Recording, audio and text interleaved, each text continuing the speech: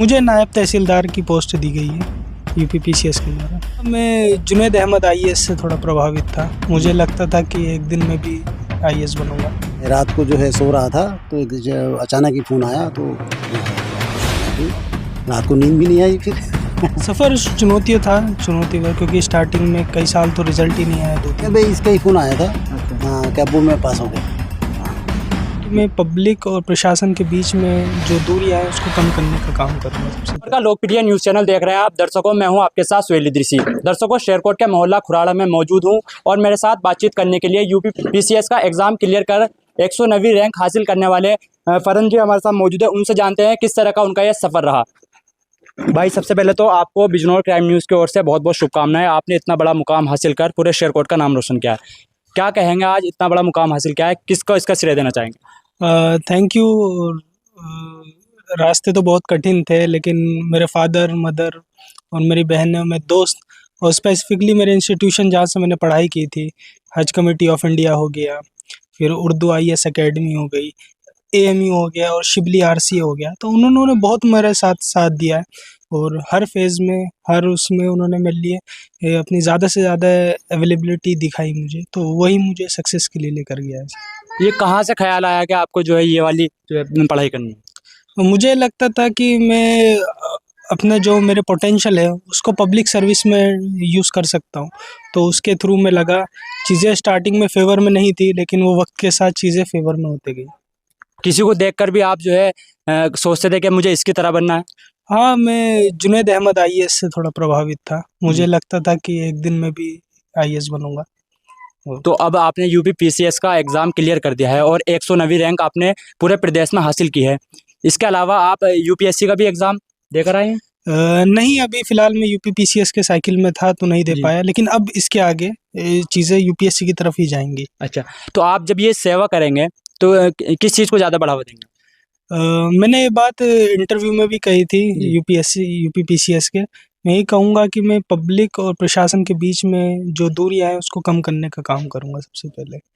से एक सवाल है, आपके पिता साइकिल रिपेयरिंग का काम करते हैं और इतनी बड़ी परीक्षा में आपको बिठाया, आपने इतना बड़ा मुकाम भी हासिल किया, तो किस तरह का जो है सफ़र रहा है? सफ़र चुनौती पर, क्योंकि स्टार्टिंग में कई साल तो रिज़ल्ट ही नहीं आया, 2-3 साल। उसके बाद जब रिज़ल्ट आना स्टार्ट हुए तो चीज़ें और पेंडिंग होती गई। 24 का रिज़ल्ट 26 तक आया, तो इस बीच में मोटिवेशन बनाए रखना सबसे बड़ा इम्पोर्टेंट टास्क था और चीज़ें होती गई, फिर नॉर्मल हो गया सब चीज़ें। कौन सा अटेम्प्ट है आपके? ये मेरा स्पेसिफिकली तीसरा अटेम्प्ट है और पहला मेंस और पहला इंटरव्यू था। अच्छा जी। कैसा महसूस कर रहे हैं? शहर के जो है लोग लगातार आपको मिलने आ रहे हैं, आपको सम्मानित भी कर रहे हैं, तो कैसा महसूस कर रहे हैं? नहीं, मैं बहुत खुश हूँ इस चीज़ से और मुझे लगता है कि ये जो सिविल सर्विसेज की मैंने पहल की है, इससे लोग प्रभावित होंगे और ज़्यादा से ज़्यादा युवा जो है इस चीज़ में जाएंगे। बिल्कुल। कुछ छात्र ऐसे होते हैं जो फेल हो जाते हैं, उसके बाद पढ़ाई नहीं करते, तो ऐसे छात्र छात्राओं के लिए आपका क्या संदेश है? मैं भी इस फेज़ से गुज़रा हूँ, मैं भी बहुत बार फेल हुआ हूँ। मैं तो यही कहूँगा कि फ़ोकस बनाए रखिए और हार्ड वर्क करते रहिए। डेडिकेटेडली आप अपने हार्ड वर्क करेंगे ना तो सक्सेस मिलेगी, बस पेशेंस बनाए रखना है।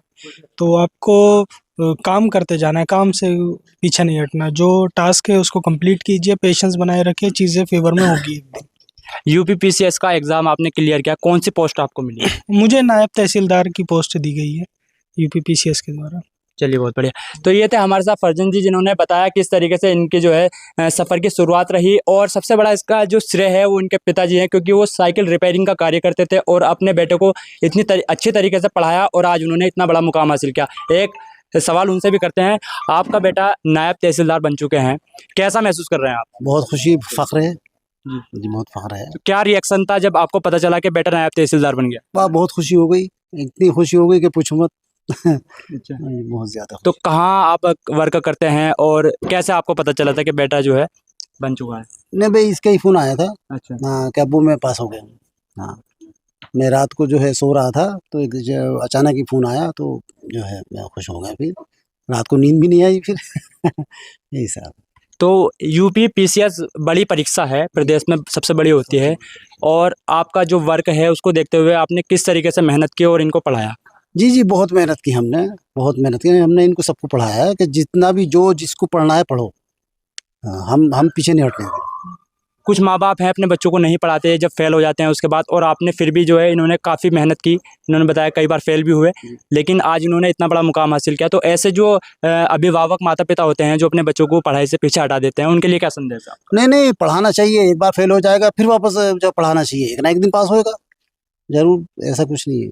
कैसा महसूस कर रहे हैं? बहुत फख्र, बहुत अच्छा लग रहा है जी, बहुत बहुत अच्छा लग रहा है। बिल्कुल। तो आप दर्शकों देख सकते हैं ये फरन जी के पिताजी थे, और आप देख सकते हैं तमाम लोग यहाँ पर इनको बधाई देने के लिए आए हुए हैं, और लगातार यहाँ पर मिलने जुलने वालों का तांता लगा हुआ है, और लगातार शुभकामनाएं यहाँ पर देने के लिए लोग आ रहे हैं।